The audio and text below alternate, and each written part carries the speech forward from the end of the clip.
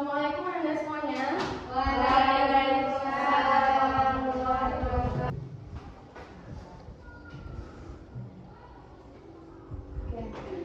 Apa kabar Anda semuanya hari ini? Alhamdulillah baik, Ibu.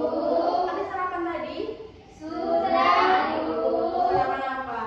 Nasi goreng. Nasi goreng. Nasinya sarapan apa? Nasi aja, nasi goreng. Oke. Sebelum kita mulai pembelajaran, Ibu akan mengabsen Anda terlebih dahulu ya. Oke, Bunda Mayanti, Hadir, Bu. Bunga, Hadir, Bu. Akila, Hadir, Bu. Tasya, ada Bu Fani. Hadir, Bu. Oke. Jadi sebelum kita mulai pembelajaran, untuk mengambil hikmah pada pagi hari ini, ada baiknya kita membaca doa. Oke, baca doa dimulai. Bismillahirrahmanirrahim. Raditu billahi rabbah wa bil islami dinan wa bi Muhammadin nabiyyan wa rasulah. Rabbil zidni ilman warzuqni fahman wa amalan sholihan. Amin. Nah, hari ini kita akan membahas mengenai al-qawaidul khamsah. Ada yang tahu apa ini? Ada yang sudah tahu atau ada yang pernah mendengar al-qawaidul khamsah ini? Tidak. Nah, sebelum Ibu menjelaskan materi ini, Ibu akan memberikan dulu tujuan pembelajaran kita pada hari ini, yaitu agar peserta didik bisa memahami, menerapkan konsep dari al-qawaidul khamsah dan bisa menjelaskan apa sebenarnya maksud al-qawaidul khamsah ini, serta peserta didik bisa mengimplementasikannya di dalam kehidupan sehari-hari. Oke, gitu ya. Nah, pengertian al-qawaidul khamsah. Secara etimologi, al-qawaid al-khamsah berasal dari dua suku kata, yaitu qawaid dan khamsah. Dan berasal dari apa tadi? Qawaid dan khamsah. Nah, apa itu qawaid? Siapa yang bisa membaca PPT Ibu di depan? Coba Firda baca. Apa itu qawaid? Qawaid adalah bentuk jamak dari kata kaidah yang berarti patokan atau pedoman dasar. Oke, yang khamsah berarti 5. Jadi qawaid al-khamsah ini adalah pedoman dasar atau pijakan dalam hukum fikih. Ada 5 hukum dia. Makanya khamsah itu kan kalau dalam bahasa Arab artinya 5. Jadi qawaid al-khamsah itu adalah pedoman dasar, ada 5 pedomannya. Oke? Secara terminologi, nah, yaitu 5 tujuan dan 5 kepentingan yang bertujuan untuk menciptakan manfaat dan keamanan.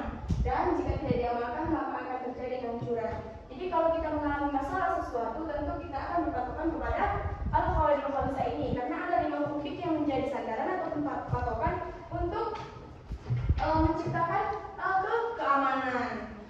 Oke, mengerti ya? Ada yang mau tanyakan dari pengertiannya? Sudah paham semuanya? Sudah. Bisa Ibu tanya? Insyaallah. Insyaallah. Oke, nanti Ibu evaluasi di akhir ya. Nah, tadi kan ada 5 al-qawaidul khamsah ini. Yang pertama apa? Apa yang pertama?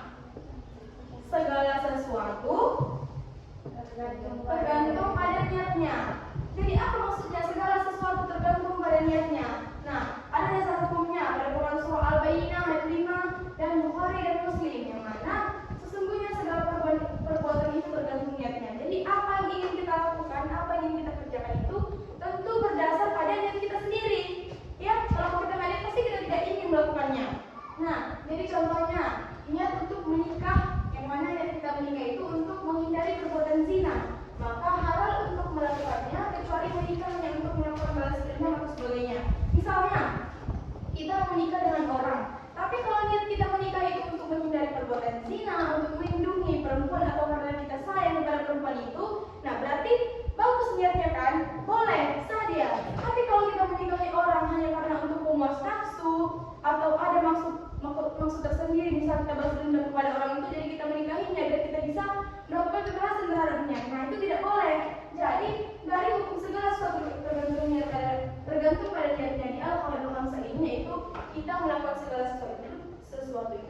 tergantung pada niatnya. Ada paham? Paham ya? Oke, paham. Selanjutnya yang ketiga, yang kedua, keyakinan tidak bisa dihilangkan sebab keraguan. Jadi kalau kita udah yakin, walaupun ada nih yang ragu, yang membuat kita ragu di depan, kita sudah yakin, kita tidak terperdaya dengan keraguan itu lagi, karena dari awal kita sudah yakin. Nah, dasar hukumnya itu terdapat pada Quran surah Yunus ayat 36 dan hadis riwayat Muslim. Siapa yang bisa membacakan hadisnya? Coba kita baca kita. Apabila salah satu dari kalian merasakan sesuatu dalam perutnya, kemudian dia kesulitan untuk memastikan apakah telah keluar sesuatu atau belum, maka janganlah dia keluar dari masjid membatalkan sholatnya hingga dia mendengar sesuatu atau mencium baunya. Ada yang mengerti yang maksudnya ini atau ada yang bisa menjelaskan dari maksud hadis ini? Ada yang bisa? Tidak. Oke, saya menjelaskan. Jadi maksudnya kalau kita ingin sholat, jadi kita merasakan sesuatu sepertinya kita ingin buang angin ini. Cuman kita belum tahu, kita belum memastikan sudah keluar atau belum ada bau yang kita rasakan pada saat kita ingin sholat. Jadi laksanakanlah sholat karena kita belum mencium baunya, belum ada bukti nyata bahwasanya buang anginnya sudah keluar seperti itu. Jadi keyakinan tidak bisa dihilangkan sebab keraguan. Kita harus meyakini kalau memang belum ada keluar atau ada bau, berarti sholat wudhu kita masih sah, tidak perlu membatalkan sholat kita atau berwudhu kembali. Nah, oke, paham ya? Oke, lanjut yang ketiga. Yang ketiga apa? Kita baca sama-sama.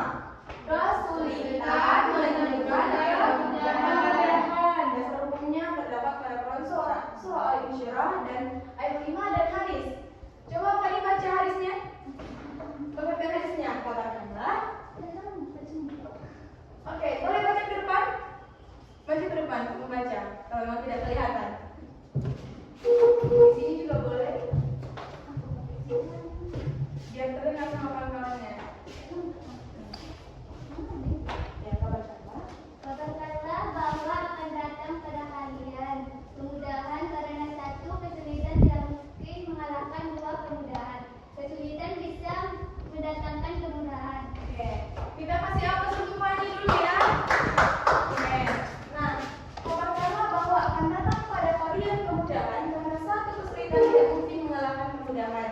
Nah, kesulitan bisa mengalahkan kemudahan. Jadi kalau misalnya ada kesulitan itu kita bisa, tentu pasti ada jalannya untuk melewati rintangan dari kesulitan tersebut. Contohnya, seorang yang tidak mampu berpuasa karena sakit dapat mengganti dia dengan membayar fidyah. Dalam Islam banyak sekali kemudahan yang diberikan kepada umat muslim oleh Allah Subhanahu wa taala. Jadi kalau misalnya kita mengalami kesulitan pasti ada jalan keluarnya. Ya. Yang contohnya tadi kayak kalau kita misalnya tidak bisa berpuasa, kita bisa menggantinya tahun depan atau membayar fidyah. Oke, ada paham apa yang mau ditanyakan di sini? Tidak. Oke, kita lanjut ya. Bahaya harus dihilangkan. Empat bahaya harus dihilangkan. Karena Islam ini memerintahkan untuk menghilangkan dan mencegah adanya bahaya yang dapat merugikan diri sendiri maupun orang lain. Jadi segala bentuk kerugian atau bahaya itu harus kita hindari. Apa contohnya? Misalnya larangan untuk merokok di tempat umum, di tempat umum karena asap rokok dapat mengganggu dan membahayakan orang lain. Nah, kalau misalnya ada semuanya ada orang di dekatnya merokok, apakah nyaman? Tidak. Apakah senang? Tentu tidak terganggu. Nah, maka jika kita orangnya merokok sebaiknya dikurangi merokok atau bahkan dihilangkan. Nah, kalau memang tidak bisa dihilangkan, kita jangan merokok dekat orang lain karena itu dapat mengganggu dan membahayakan orang lain. Jadi itu harus dihindari ataupun dihilangkan. Oke, kalau segala hal baik, jangan cuma merokok. Segala bentuk kejahatan yang tidak baik harus dihilangkan, harus dihindari. Ya. Oke, lanjut. Selanjutnya, kebiasaan dapat dijadikan hukum. Kebiasaan dapat dijadikan hukum. Nah, kebiasaan atau adat. Kebiasaan itu kan bisa kita bilang sebagai adat. Adat di suatu kampung itu kan karena sesuatu kebiasaan, makanya dikatakan adat. Nah, jadi adat ini dapat dijadikan hukum selama tidak bertentangan dengan syariat Islam. Ini merujuk pada pentingnya konteks sosial budaya dalam penerapan hukum. Selagi kita tidak melanggar aturan agama dari Al-Quran maupun hadis, kita boleh menerapkan adat. Misalnya di kampung ini maharnya harus segini biasanya, jadi tidak apa-apa selagi tidak melanggar aturan hukum Islam. Paham Bu? Gak semangat ya? Atau mau speaking dulu? Boleh Bu. Boleh, saya speaking dulu ya. Kan ada semuanya karena kita hari ini sangat tegang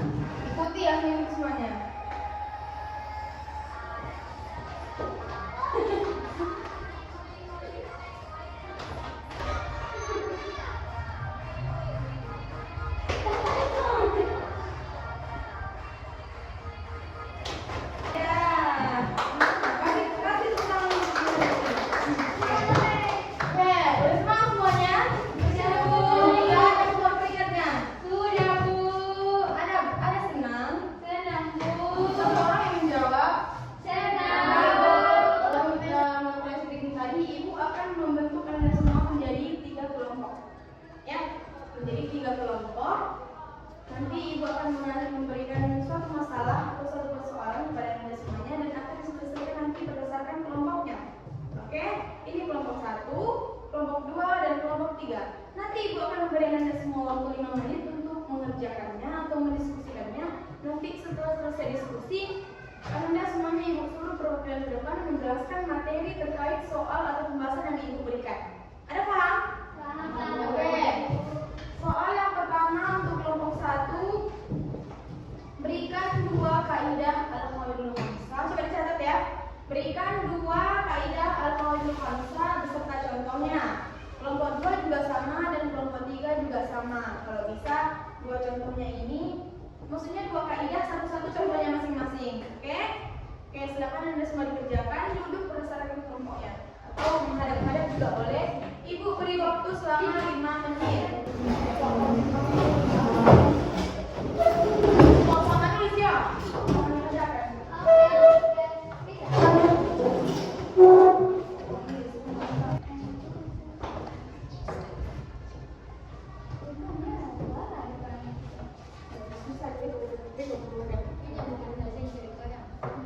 Baik, anda apakah semuanya sudah siap?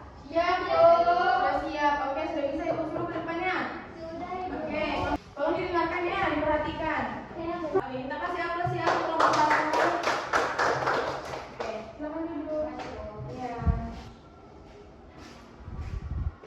Baiklah, saya di sini dari perwakilan dari kelompok 2 ingin menampilkan hasil diskusi. Hukumnya Quran surah Yunus ayat 36 dan hadis riwayat Muslim apabila Baik, di sini kita akan sama-sama menyimpulkannya materi pelajaran kita pada hari ini mengenai al-qawaidul khamsah. Jadi, apa tadi al-qawaidul khamsah? Al-qawaidul khamsah itu 5 pedoman hukum dalam Islam. Jadi, suatu pegangan untuk manusia dalam menetapkan hukum Islam. Ada berapa tadi? Ada berapa? ada 5. Ada 5. Yang pertama, segala sesuatu tergantung pada niatnya. Yang kedua, keyakinan tidak bisa dihilangkan dengan sebuah keraguan. Yang keempat, kesulitan menentukan kemudahan. Yang kelima, yang terakhir, kebiasaan dapat dijadikan hukum. Itulah kesimpulan dari apa tadi judul kita? Jadi, bagaimana pelajaran dari ibu hari ini anda? Sangat menyenangkan. Ada menyenangkan? Sangat Yakin? Nah, oke, kita ibu evaluasi ya, ibu nanya satu-satu sekarang kepada Nanda ini. Jawab kursinya saja. Nah, oke, terima kasih ya. Oke, ada lagi yang mau? Terima kasih Bunga. Oke, setelah kita belajar pada pagi hari ini, selanjutnya ibu akan memberikan Anda semua tugas di rumah. Nah, mengenai pembahasan Anda semua dalam resum materi pada hari ini nanti dikumpulkan minggu depan. Selanjutnya Anda baca-baca materi kita pada hari ini karena minggu depan kita akan mengadakan ulangan harian. Ya, kita akan mengadakan ulangan harian di minggu depan. Jadi Anda semuanya dijaga kesehatannya, jangan lupa sarapan pagi, istirahatnya yang cukup, tidur yang cukup, jangan begadang-begadang. Oke. Sebelum kita tutup pembelajaran kita pada hari ini, ada bagian kita membacakan hamdalah. Alhamdulillahirobbilalamin. Nah, oke, mungkin cukup sekian pembelajaran kita pada hari ini. Kurang dan lebihnya ibu mohon maaf. Assalamualaikum warahmatullahi wabarakatuh.